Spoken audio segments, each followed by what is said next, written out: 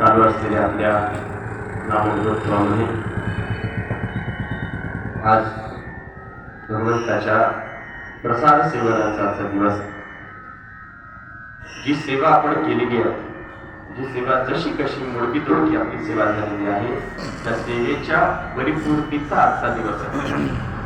कोणतीही सेवा आपण जेव्हा भगवंताची करत असतो तेव्हा त्या सेवेची परिपूर्ती ही भगवंताच्या हाताने प्रसाद घेण्यातून होत असतो. भगवंताची सेवा करावी आणि सेवा केल्यानंतर भगवंताकडून प्रसाद प्राप्त करून घ्यावा.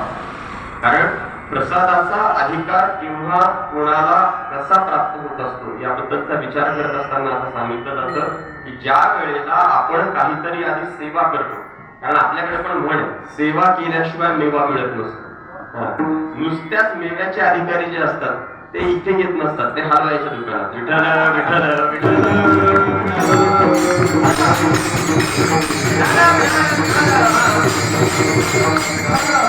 भगवंताची जी काही आपण मोडकी तोडकी सेवा करण्याचा प्रयत्न केलाय त्या सेवेचा विचार करत असताना आपला प्रतिवार्षिक भगवंताचा हा नाम महोत्सव आहे.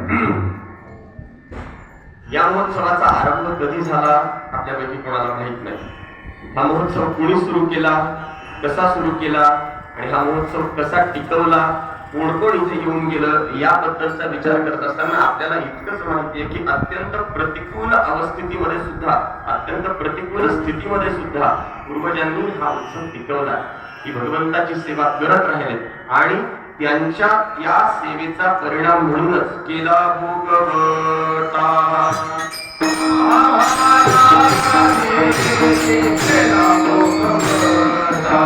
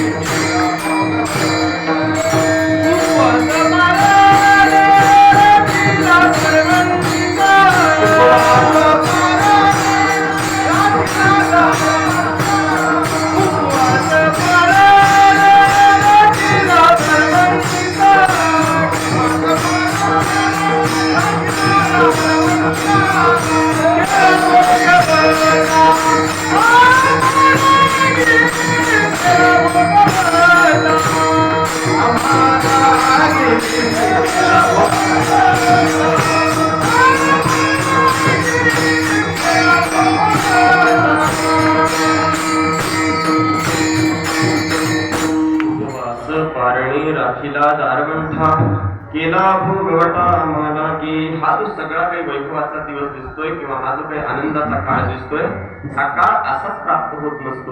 कुठलाही असू द्या, छोटा आनंद असू द्या किंवा मोठा आनंद असू द्या, आयुष्यात जेव्हा आपल्याला एखाद्या आनंदाची प्राप्ती होत असते ना, ती आनंदाची प्राप्ती उगीच होत नसते. त्याच्या मागे आपल्याला एकतर संतांचे किंवा आपल्या पूर्वजांचे आशीर्वाद प्राप्त असतात, म्हणून काहीतरी आनंदाचे दिवस आपल्याला दिसत असतात.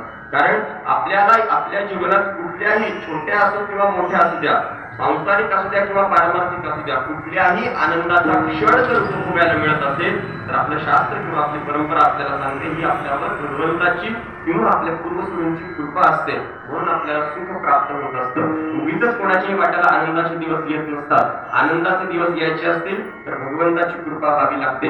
त्या दृष्टीने जर विचार केला तर आज आपल्या या महोत्सवाचं हे आनंदाचं स्वरूप आपण घेतो आहोत. कदाचित हा महोत्सव खूप मोठ्या प्रमाणातला नसेल, कदाचित हा महोत्सव हजारो अगदी लाखो लोक श्रवण करतायत, लाखो लोकांचं अन्नदान होत आहे, असा कदाचित हा महोत्सव नसेल. या महोत्सवाला अगदी हजारो टाळकरी, 30,000 श्रोता असं काही नसेल कदाचित या उत्सवामध्ये. पण या उत्सवामध्ये जो काही श्रोता आहे, जे काही टाळकरी आहेत, जे काही कीर्तन करणारी मंडळी आहेत, ती सगळी भगवंताला प्रिय असणारी मंडळी आहेत. भगवंताबद्दल संतांच्या संबंधाने अंतःकरणामध्ये अत्यंत श्रद्धाभाव असलेली मंडळी आहेत. आणि अशा मंडळींचं एकत्रीकरण या निमित्ताने व्हावं आणि सगळ्यांच्या एकत्रीकरणामुळे 4 चांगली माणसं मुळात एकत्रित येत नाही, आणि जर आले तर त्यांच्याद्वारे निर्माण झालेलं कार्य हे मोठं विधायक होऊ शकतं. मग अशा काही कार्यामध्ये एक खारीचा वाटा आपल्याला उचलता येईल का, या दृष्टीने या वर्षीच्या या उत्सवाचं नियोजन करण्याचा प्रयत्न आपल्या सगळ्यांच्या सहकार्याने केला. हा 7 दिवसाच्या कीर्तनामध्ये आपण ऐकलं की अमुक उत्सवाचं, या उत्सवाचं नियोजन चिन्मयने केलं, बाबांच्या मार्गदर्शनात केलं. मार्गदर्शनात त्यांच्या केलं या तिळ मात्र शंका नाही, पण हा उत्सव एकट्याने नियोजित केला हे नक्कीच नाही. विठ्ठल विठ्ठल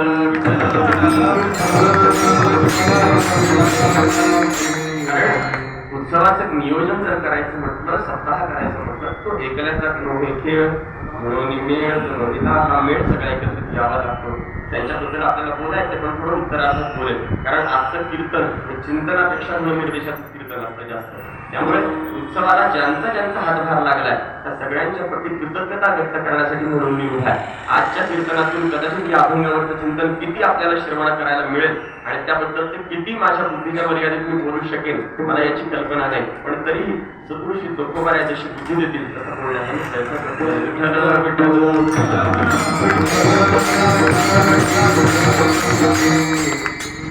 अच्छा, या काल्याच्या दिवसाची ही जी सेवा आहे आपल्या वारकरी संप्रदायाच्या दृष्टीने काला खूप महत्वाचं आहे. काल्याचं चिंतन, काल्याचं कीर्तन हे खूप महत्वाचं यासाठी आहे कारण काल्याच्या चिंतनाची ही पद्धती, काल्याच्या कीर्तनाची पद्धती आणि काल्याचं वैलक्षण्य हे वारकरी संप्रदायाने विशेष करून सगळ्यांच्या समोर अधोरेखित केले. बरं का, भगवंताच्या चरित्रामध्ये अनेक चरित्र आहेत, भगवंताच्या जन्मापासून ते भगवंताच्या निजधाम गमनापर्यंतचा जर विचार केला तर भगवंताने अनेक विध लीला केल्या, पण त्या सगळ्या लीलांमधला बाकी सगळ्या लीलांना बाजूला थोडंसं सरकून केवळ काल्याच्या चिंतनाला आपल्या वारकरी संप्रदायामध्ये महत्व आहे. आपल्या वारकरी संप्रदायातले इतर कीर्तनांमध्ये जर आपण विचार केला तर रासलीलेचे चिंतन कीर्तनामध्ये या दृष्टीने जितकं कार्याच्या कीर्तनाचं महत्व आहे त्या दृष्टीने केलं जात नसेल कदाचित.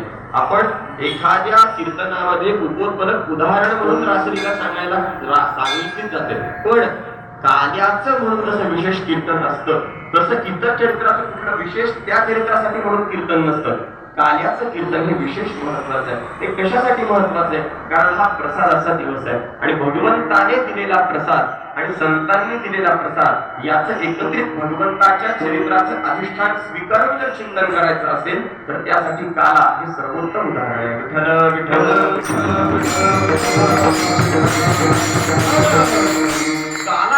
काला खायचा म्हणजे काय करायचं असतं, कशामुळे काला खायचा असतो, तर त्यातून आपल्या संतांनी काही उपदेश केलाय, काही निर्देश करून दिलाय. काला काय असतं? दही आणि लाहीचं मिश्रण म्हणजे काला असतो. आता लाहीच कशामुळे असते? का आपल्याकडे इतर कुठले पदार्थ नव्हते का?